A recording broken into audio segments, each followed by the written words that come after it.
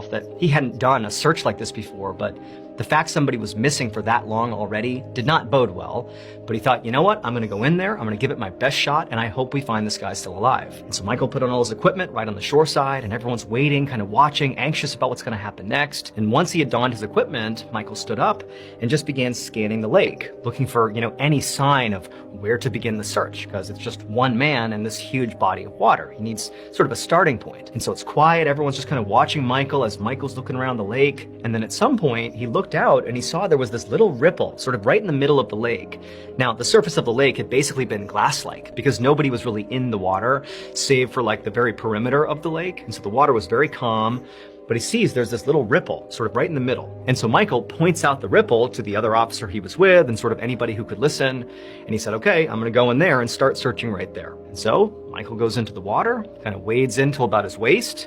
And then he kind of looked around one more time, put on his mask, and went under the water. About 15 minutes later, the police officer who had originally gone and gotten Michael and driven with him to the lake, he was still just standing on the lake shore, along with the missing swimmer's family and other searchers, and pretty much everybody was just kind of waiting for Michael to give some sort of report about how the search was going. Now, Michael easily had enough air in his tanks to be out there for quite some time to do a pretty thorough search, and they're only 15 minutes in, so they don't really know if this is too early to expect feedback from Michael, but it's just tense. Everybody's just waiting, waiting to see what's going to happen. But at some point, as this officer is just standing there, one of the volunteer searchers comes bombing along the shore from up near the dam. They ran right down to this officer and said, hey, you got to come with me. We found something over there in the river. And so, at this point, the police officer is thinking, I bet they found the missing swimmer. They're probably not in this lake. Maybe they found them over in the river.